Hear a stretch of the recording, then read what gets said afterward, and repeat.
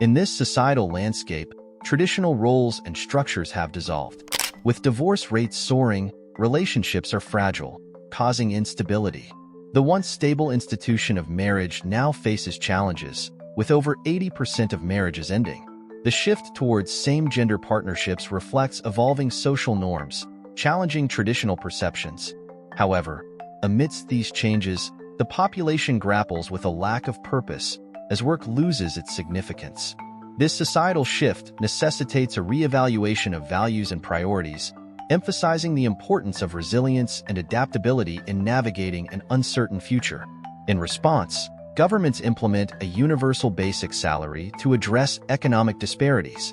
While this ensures a basic standard of living for all, some individuals leverage established businesses for financial security, rendering the universal salary unnecessary.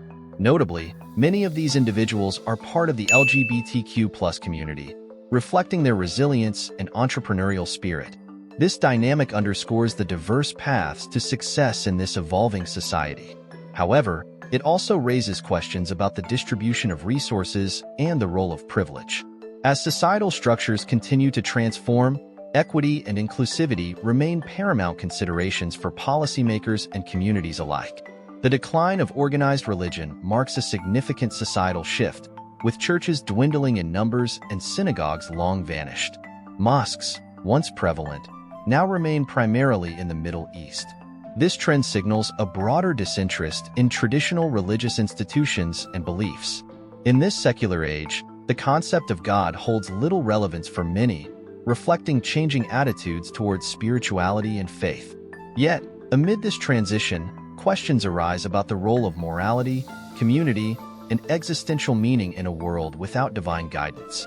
The evolution of belief systems prompts introspection and redefinition of values in this increasingly secularized global landscape. Universities, under the stewardship of free-spirited authorities, prioritize academic freedom and intellectual exploration. Tuition, subsidized by the government, ensures access to education for all. However, a strict separation of church and state prohibits discussions of God or religion on campus.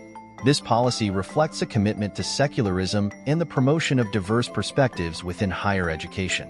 While some may view this as a departure from traditional values, it fosters an environment of critical thinking and open discourse, where ideas are evaluated on their merits rather than religious doctrine. This approach prepares students to engage thoughtfully with the complexities of the modern world. There have been already 3 serious nuclear explosions so far. Poland has almost been deleted from the map, Taiwan has been taken over by China after a nuclear detonation, and North Korea is engaged in a war with Japan 5 years now. The year is 2033. In this societal landscape, a contentious debate rages between men and women over the definition of beauty and the superiority of their respective physiques. Members of the homosexual community, predominantly men, assert that their bodies possess a unique blend of harmony, strength, and athleticism, which they deem superior to women's. Conversely, women counter that their bodies hold the exclusive ability to conceive, nurture, and bring forth life. An unparalleled feat, however. The gay community challenges the significance of childbirth in a world where the desire for children has waned. They argue that in a society where parenthood is increasingly eschewed, the capacity to bear children holds diminishing relevance. This clash of perspectives reflects shifting cultural values and priorities surrounding gender, beauty, and reproduction. It underscores the complexities of identity and societal expectations in an era marked by evolving norms and perceptions. As individuals navigate these debates, they confront questions of self-worth, acceptance, and the pursuit of fulfillment amidst changing ideals and perceptions of beauty and purpose. Kids are only being pursued in the Middle East, India, Pakistan, and Bangladesh. Chinese don't want kids anymore, nor Russians, neither Turkish. The homosexual agenda has triumphed over the traditional family. The Pope no longer exists, and the Antichrist is nowhere to be found. Young people get off online. People don't have sex anymore, and sex is seen a way to get and infect someone else. Sex is no longer a sought-after activity. Most young people are kept to themselves, and their mobiles are their best friends and only friends. There is no community anymore. All people want is to get their universal salary every single month and forget about humanity. which, nowadays, is no other than the capacity to benefit and satisfy oneself. Brotherhood is no longer valued. Nobody cares about having company or someone to care for, and vice versa. The gay victim agenda has won the battle. People are afraid of confessing their feelings and emotions. Whoever claims that either go exits or that a marriage is only between a man and woman is immediately arrested. Women pay for straight men, but they are hard to get. Most of them are extinguished by this time, and the ones that eventually are available are persecuted by the gay men, and if they can, they are liquidated. The gay agenda doesn't allow the free existence of straight men. Whoever finds out that there is a straight man in town is obligated to report him immediately to the authorities. Otherwise, they can be thrown in jail. Some remaining Christian people get together in hidden cells held at fearless homes. However, most of them, in time, are caught and punished according to the law. The gay agenda, the rule of law. Women are seen as enemies, and not even the lesbian community can do anything about it. They are not happy about what's going on, and as much as they try to push for the respect of straight women, in reality, there is nothing they can do. Gay men have finally taken over the world.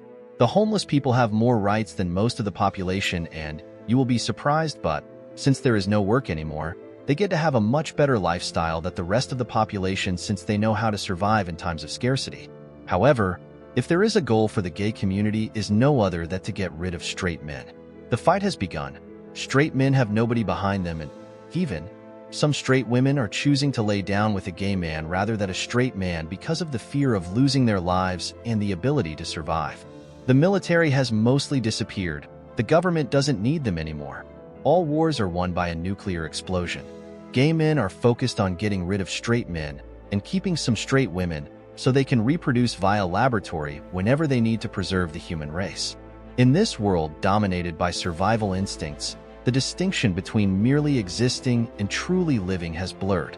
Every day is a battle for survival, overshadowing the pursuit of joy and fulfillment. In this bleak reality, straight women seek refuge and alliance with gay men, recognizing their ability to navigate the societal landscape more adeptly. By aligning themselves with the gay community, they hope to increase their chances of enduring another day. This strategic partnership underscores the profound lengths individuals will go to in order to ensure their survival. It also speaks to the erosion of traditional gender roles and alliances in the face of adversity. As society becomes increasingly focused on mere survival, the fundamental human desire for connection and support transcends conventional boundaries, forging unexpected alliances in the struggle to endure. If you happen to be a straight man, you have to remain in silence and stay quiet. Nobody has to know anything about your sexuality. Your message to the world should be, "I'm gay." Otherwise, you will not make it. Not a chance. In the end, the government will come to the one and only conclusion. The Christian God is the problem, and he has to be liquidated as soon as possible.